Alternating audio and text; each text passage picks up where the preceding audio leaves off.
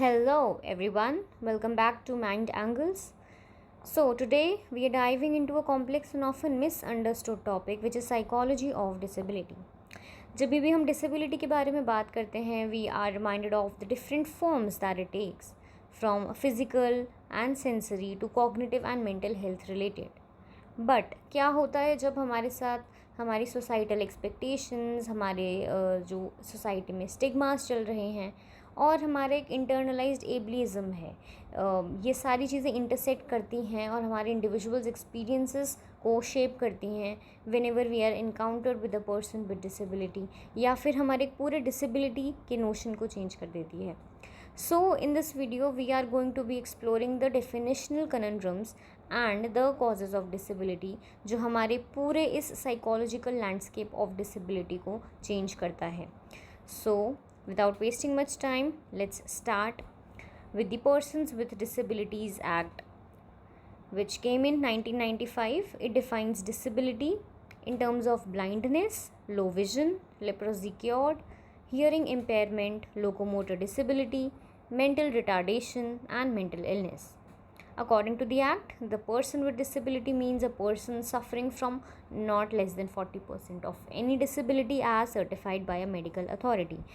यानी कि अगर किसी person का 40% से ज़्यादा disability है in that particular type, then only when it is also certified by a medical authority, then only that person will be referred to as a WD or a person with a disability. Now, let us understand about the conundrum. As complex as this word sounds, this whole idea of basically using disability as a conundrum is just to deconstruct the meaning of it and the various synonyms that और the word which are associated with it. हम कहीं ना कहीं जब disability की बात करते हैं तो हैंडीकैप जैसे शब्द यूज़ करते हैं, विकलांग यूज़ करते हैं, दिव्यांग हो गया, इम्पेयरमेंट हो गया. तो इन सारे वर्ड्स का क्या मतलब है, क्या डेफिनेशन है, क्या कनोटेशन के साथ हम इन शब्दों को यूज़ कर रहे हैं, ये सारी चीज़ें हम आज समझते हैं. So, let's start with the different definitions of disability, their criteria, their purposes and the agents. कि कौन किन तरीके के लोग हैं जो इन डेफिनेशंस को इस्तेमाल करते हैं. सो पहला टाइप ऑफ डेफिनेशन है functional definition. The criteria of this functional definition is disability as a lack of restrictions of bodily functions, जहाँ पे हम डिसेबिलिटी को एक फंक्शन या फिर उसके लैक ऑफ फंक्शन में उसको डिफ़ाइन कर देते हैं. जैसे कि अगर हम पर्पस की बात करें तो हेड काउंटिंग में बहुत हेल्प करता है, सर्वेज या सेंससेस में बहुत ज़्यादा हेल्प करता है. हमें अगर किसी का रिहैबिलिटेशन करना है, ट्रेनिंग है, इक्विपमेंट्स को लेके अगर हमें चीज़ें देखनी हैं तो उसके लिए हम फंक्शनल डेफिनेशन इस्तेमाल कर सकते हैं. यानी कि डिसेबिलिटी को एक लैकिंग ऑफ बॉडीली फंक्शंस के तौर पे हम देख रहे हैं. So the agents, the people that are going to be using the functional definition will be the statistical bureaus and the medical professionals. ये generally impairment वाला शब्द generally use करते हैं. Now the second type of definition is the relative definition. Now the relative definition appears in relation between a person with impairment and inaccessible surroundings. यानी कि disability को इस तरीके से देखा जाए कि एक इंसान का रिलेशन कैसा है उसकी इमीडिएट सराउंडिंग्स के साथ. इमीडिएट सराउंडिंग्स में बिल्ट इन्वायरमेंट आ सकता है, एजुकेशन आ सकती है, एम्प्लॉयमेंट रिलेटेड इंफ्रास्ट्रक्चर आ सकता है and other related services. So, the purpose of the relative definition is to turn the gaze from solely depicting individuals as disabled to the relationship between individuals and surroundings. यानी कि हम यहाँ पर अभी lacking के बारे में बात नहीं कर रहे हैं, यहाँ पर हम उन लोगों के रिलेशन उनके सराउंडिंग्स के साथ कैसे हैं उसके बारे में बात कर रहे हैं. तो जनरली आप देखेंगे agents will be the disability movement and the policy makers, the activists basically. Then the third type of definition is the social model of disability. The whole criteria of the social model of disability is that it defines disability that is the oppression of and a barrier against people with impairments. यानी कि social disability में हम कहीं ना कहीं एक oppressiveness, एक segregation वाला element देख रहे हैं, तभी हम उसके social स्टिग्मेटाइजेशन के बारे में समझने की कोशिश कर रहे हैं कि कैसे ऑप्रेसिव फोर्सेस डिसेबिलिटी या पीपल विद डिसेबिलिटी के अगेंस्ट जा रहे हैं. The purpose of the social model of disability is to turn the gaze from individuals to barriers and oppressive processes within the society. यानी कि हमारे समाज में किस तरीके के oppressive processes या systems अभी भी हैं जो कि कहीं ना कहीं discriminatory in nature हैं. तो अगर आप इनके agents के बारे में बात करोगे, that will be the people who are involved in disability movements and rights. Now, the fourth type of definition is the administrative definition.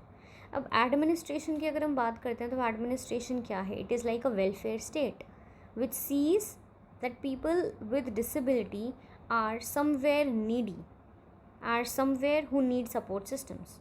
सो यहाँ पर इनका जो पर्पज़ है पूरी इस एडमिनिस्ट्रेटिव डेफिनेशन का, that will be to delimit the categories of people who are eligible for certain benefits. यानी कि कोई स्कीम है, कोई सरकार की कोई पॉलिसी आई है जिसमें उनको कोई स्कॉलरशिप मिल रही है, या फिर आप कह सकते हैं उनको कुछ पेंशन मिल रही है, उनको कोई सपोर्ट सिस्टम बेनिफिट मिल रहा है. So welfare authorities are going to be the agents of administrative definition. Now the last and the fifth one is the subjective definition which says that people perceiving themselves as disabled irrespective of the basis of such perceptions. यानी कि अक्सर example के तौर पे मैं आपको समझाऊंगी, there is a person who has a amputated left hand and that person does not feel much having much of a need to have some certain benefits from the government. उस situation में हो सकता है उसका जो subjective perception है disability को लेकर वो बहुत ज़्यादा अलग है. हो सकता है वो अपने अंदर की उस बॉडीली लैकिंग को डिसेबिलिटी नहीं मानता, राइट.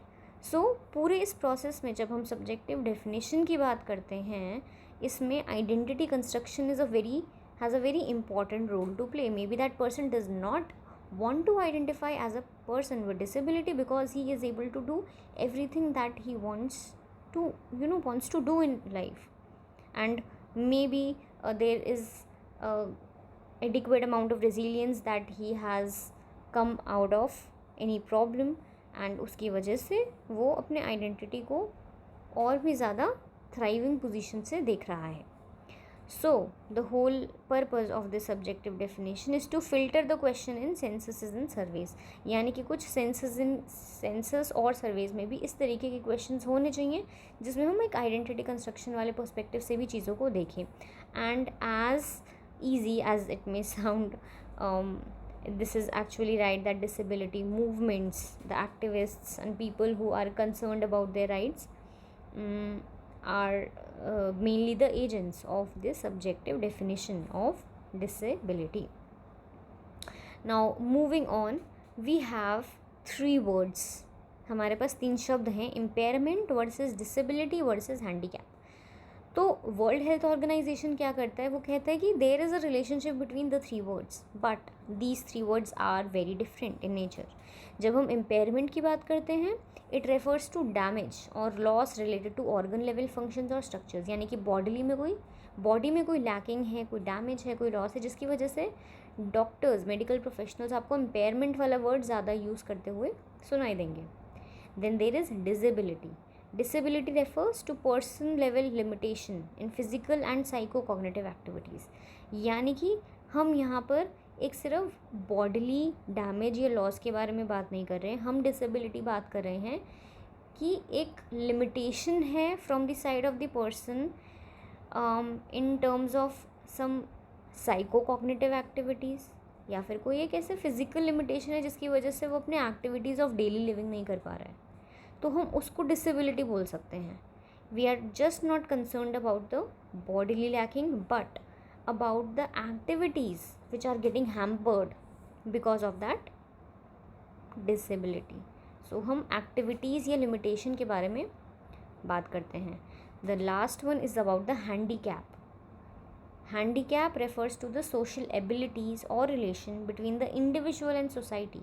यानी कि एक समाज में और एक इंसान में जिसको किसी तरीके की डिसेबिलिटी है, उनके बीच में क्या रिलेशन है, उनके सोशल एबिलिटीज़ का जो एक पावर डायनामिक है वो कितना ज़्यादा है। अगर कोई एक पर्सन है जिसको ऐसा फील करवाया जा रहा है that he is a person with disability and he cannot do anything, right, irrespective of the opportunities, irrespective of the educational services and support systems the society or the government may provide, अगर हमने ये stigmatisation बिठाया हुआ है या फिर हमने अपने इंफ्रास्ट्रक्चर को उस तरीके से सपोर्टिव नहीं बनाया है जो उनके लिए कंड्यूसिव इन्वायरमेंट प्रोवाइड कर पाए, तो उस सिचुएशन में वो एक हैंडीकैप बन के रह जाते हैं, राइट। सो हैंडीकैप के शब्द जो हैं और डिसेबिलिटी के शब्द हैं, इम्पेयरमेंट के शब्द हैं, उनको हम कहाँ पे किस तरीके से यूज़ कर रहे हैं वो एक बहुत बड़ा डिफरेंस ऑलरेडी क्रिएट कर देता है। So the medical model will view the disability as a problem of the person directly caused by disease, trauma और other health condition which requires medical care provided in the form of individual treatment by professionals. यानी कि चीज़ों को हम ठीक कैसे करें, कोई भी बॉडीली डेफिसिट है, डिजीज़ है, हेल्थ कंडीशन है, उसको ठीक कैसे करें। सो इम्पेयरमेंट की जब हम बात करते हैं तो मेडिकल प्रोफेशनल्स हमेशा क्यूरेटिव के नेचर से देख रहे होते हैं किसी भी डिसेबिलिटी को या फिर एक इम्पेयरमेंट को। Now if we talk about the definition, the exact definition of it, तो इसमें भी आपको थोड़ा सा और ज़्यादा डिटेल्ड में मिल जाएगा that what is impairment, it's a loss और एबनॉर्मैलिटी ऑफ साइकोलॉजिकल, फिजियोलॉजिकल और एनाटॉमिकल स्ट्रक्चर और फंक्शन। डिसेबिलिटी क्या कहता है, इट्स अ रिस्ट्रिक्शन और a lack of ability to perform an activity, right. Activities of daily living में आपकी क्या चीज़ें आ सकती हैं, sleeping, reading, then there is writing, brushing your teeth, taking bath, going to the washroom independently, all of that things would come under the activities of daily living. Eating by your own hands, right, walking, running, all of these. Then comes the handicap, which is nothing but a disadvantage which is associated to any given individual which results from impairment or disability, जो कहीं ना कहीं prevent करता है fulfillment of a role which is normal for that individual. So this is an example of a person of age 15 years who has met with an accident and loses his right arm. This results in an impairment. जब हम एक loss of right arm के बारे में बात करते हैं, it's an impairment, but consequently the person is not able to write and use his right arm for functioning as he would use it earlier. तो वहाँ पर एक एक्टिविटी ऑफ डेली लिविंग जो राइटिंग है वो हैम्पर हो रहा है, तो हम इसको एक डिसेबिलिटी बोल सकते हैं. And then this person when not able to perform his role as a student, जब उसे लग रहा है मैं एक स्टूडेंट की तरह नोट्स नहीं लिख पा रहा या फिर मैं अच्छे से काम नहीं कर पा रहा, I can not write my examination, then that situation will make him think of himself as a handicapped, right? So these are the three words, and this deconstructs the definitional conundrum of disability. Now next we move on to the causes of disability. So causes of disability, first one is the heredity. हमारे जो genetic predispositions है, that has a major role to play in it. For instance, mental retardation is said to run in families and is associated with hereditary endowments. Chromosomal anomalies हैं, defective genes हम बोलते हैं, inheritance of some fragile genetic components. इन चीज़ों की वजह से अलग अलग तरीके की disabilities देखने को मिलती हैं. Then another is the nurture factor. Nature की हमने बात कर ली, अब है nurture which is the environmental factor. So environmental factor में ये चीज़ें बेसिकली मोमेंट ऑफ कंसेप्शन से स्टार्ट हो जाता है. If the mother has a poor health condition at the time of her pregnancy, nutritional intake अगर बहुत ज़्यादा कम है, maybe the if the environment is not very good in the sense that there is a high water pollution or air pollution or even soil pollution, then also it can cause some environmental deficits for the baby. Alcohol consumption हो रहा है, smoking है, there is exposure to radiation that can also harm the fetus during pregnancy. ये सारी deformities हैं जो कहीं ना कहीं इन्फेंट में आ जाती हैं eight the time of birth. So there are different types of reasons basically that WHO has prepared a list of, which covers the following areas. First one is the non-contagious somatic illnesses like blindness, hearing impairment. अगर parents को है तो वो भी बच्चे में जाने के बहुत ज़्यादा चांसेस रखते हैं. Then there are different injuries and wounds that can also create impairments. The next one is the malnutrition that we already discussed about. The functional psychiatric disorders can also be very limiting in nature. If a person has a severe neurotic or psychotic disorder, उस situation में भी activities of daily living hamper हो जाती हैं. Then there is congenital diseases, the diseases that are caused at the time of birth.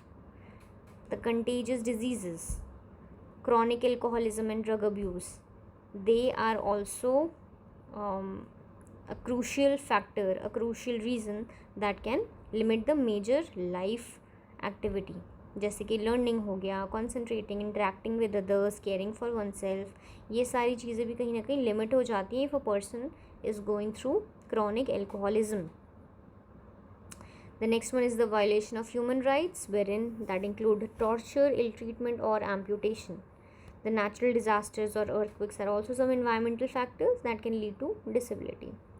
Even the old age, when we talk about old age, हम Alzheimer's के बारे में बात करते हैं.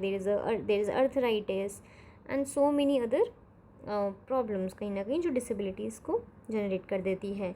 The environmental pollution, cardiovascular diseases, neuromuscular diseases are there. Then the traffic accidents, industrial accidents, all of these can lead to disability. Diseases like poliomyelitis, wars, vitamin A deficiency, we all know that it leads to blindness. Then vitamin B complex की deficiency से भी berry हो जाता है, which is nothing but inflammation or degeneration of the nerves, digestive system and heart. Then there is pellagra, right, and anemia. vitamin D की deficiency से rickets हो जाता है. Iron deficiency can lead to anaemia, और anaemia की वजह से आप देखोगे लर्निंग और एक्टिविटी में भी बहुत ज़्यादा मेजर सेटबैक देखने को मिलता है. कैल्शियम डेफिशिएंसी की वजह से ऑस्टियोपोरोसिस हो जाता है, जिसकी वजह से फ्रेजाइल बोन्स होंगे and definitely there is a higher risk for bones getting depleted, the calcium getting dissolved. So that is how these deficiencies are also causing disabilities. Then there is Down syndrome, which is also known as Mongolism. It can cause some skeletal and neurodevelopmental problems as well. Dwarfism में भी same चीज़ हमें देखने को मिलता है. There are some cardiovascular issues that are associated to it as well. Then insufficient care and cruelty towards children and women are also seen to be a greater cause of disability. Next one is the environmental factor, जिसमें हम lack of public hygiene को भी include करते हैं. Degradation of the environment, poor food and housing, the indigenous, इनएडिक्वेट education, health information, illiteracy, ये सारी चीज़ें भी कहीं ना कहीं डिसेबिलिटी को शेप अप करती हैं. Even if not physical, but it can lead to psychological disability. Then there is hunger, the malnutrition that we discussed, the lack of adequate health system can be very disabling in nature, because अगर किसी person को time पर adequate health service provide नहीं होती, then that issue can exacerbate. Then the use of certain pesticides, hormones, antibiotics, other additives can also lead to some disabilities. Dumping of toxic and dangerous products, which is soil pollution, right? Extreme poverty. Then comes the apartheid, which is nothing but a system of institutionalized racial segregation, जहाँ पर discriminatory policies, discriminatory attitude and behavior की वजह से भी एक injury, wound या disability, impairment exacerbate हो जाती है without getting any treatment of it. And lastly we have crime, which is done towards children for begging. These children are amputated and placed on different signals, on traffic signals, so that they can beg. So all of these things are the reasons for disability, and that is where we now conclude the video. If you have any doubts, कोई भी आपके सुझाव हैं या फिर कोई सवाल हैं, वो सारे आप अपने कमेंट सेक्शन में लिख सकते हो. And we'll see you in the next video. Keep learning. Bye bye.